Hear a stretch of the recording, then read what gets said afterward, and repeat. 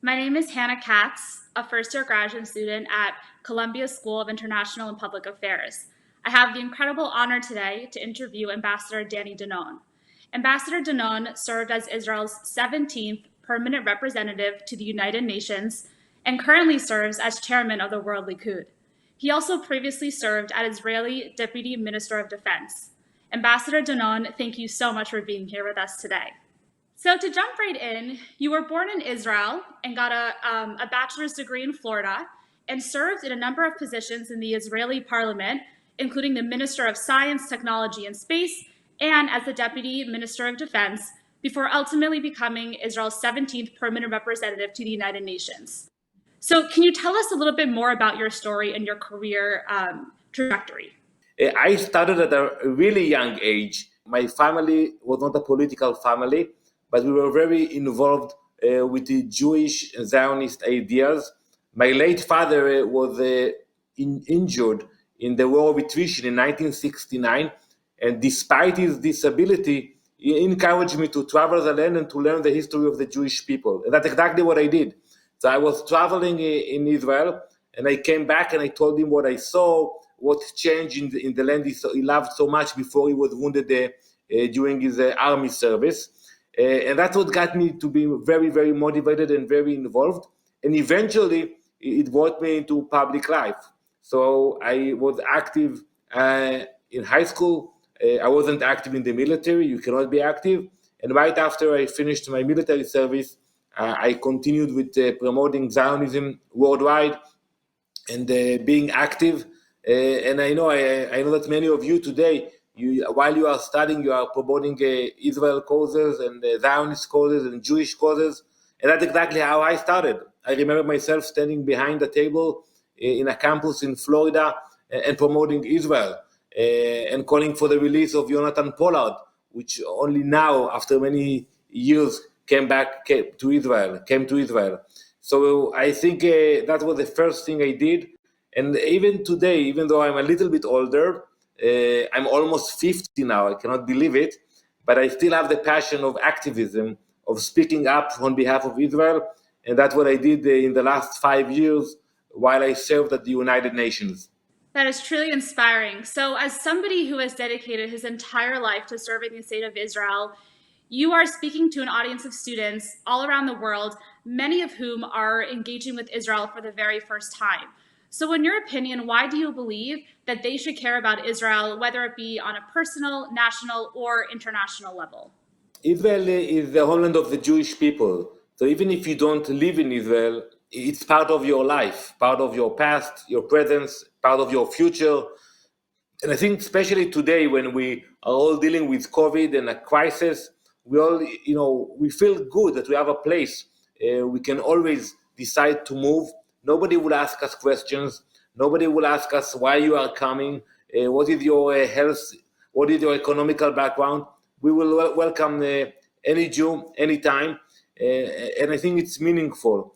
So I think it's important. It's important to be involved.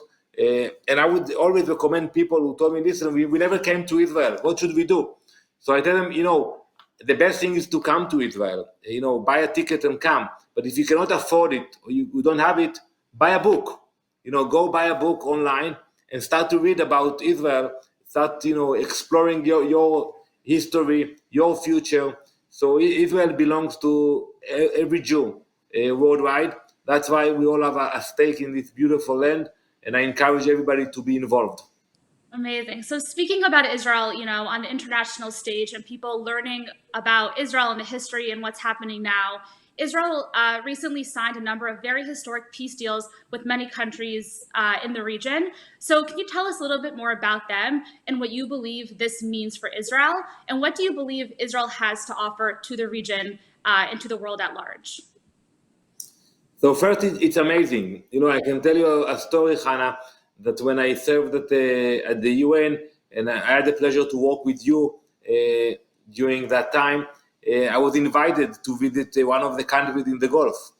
And it took so much coordination in terms of security and diplomacy to get the right permits and to keep it quiet, that nobody will know about it.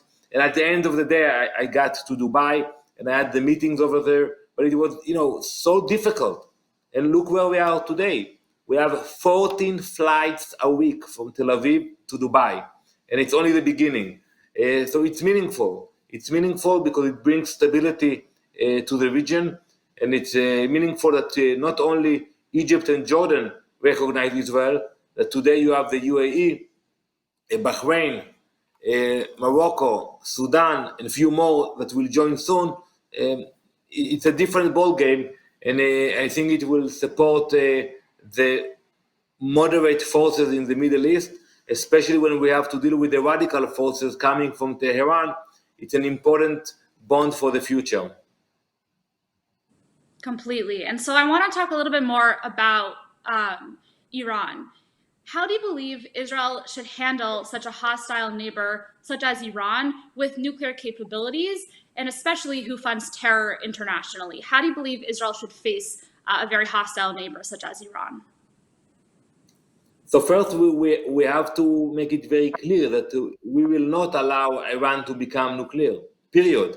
We keep all options on the table, and I can tell you that I served as Deputy Minister of Defense a few years ago, and we do have the capabilities of stopping Iran. We think it should be the responsibility of the international community, but in the worst scenario, we do have the capabilities to stop Iran.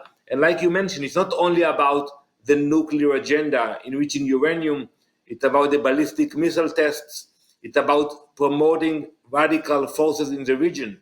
We just finished the year of 2020, and we are all doing the bookkeeping about what were the expenses.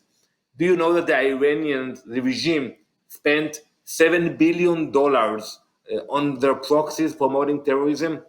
Think how much vaccine they could have bought with $7 billion. What they could have done for the Iranian people who are suffering today in Iran.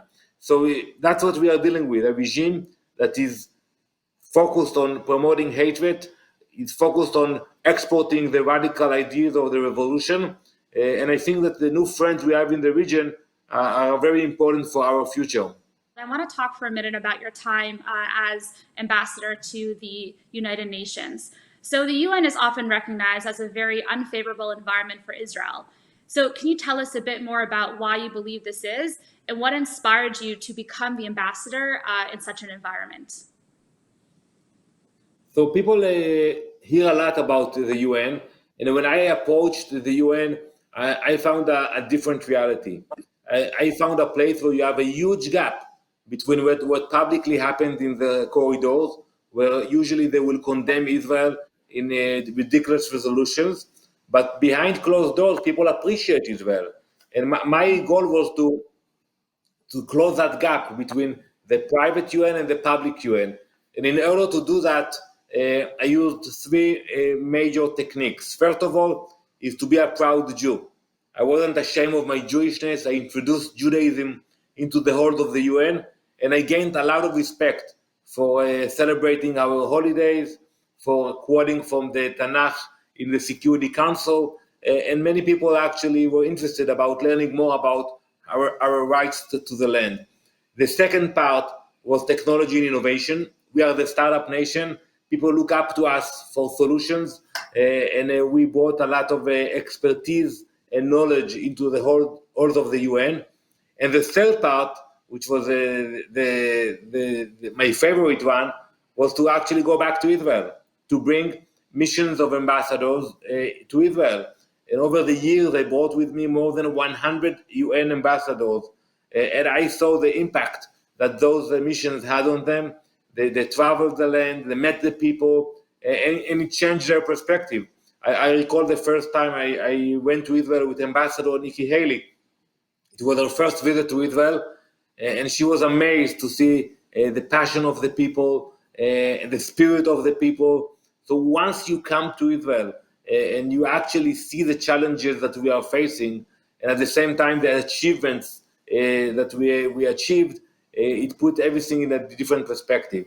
So I'm optimistic. I think if we will continue with that approach of being a proud Jew, using technology and innovation, and bring people to Israel, we can change even the UN.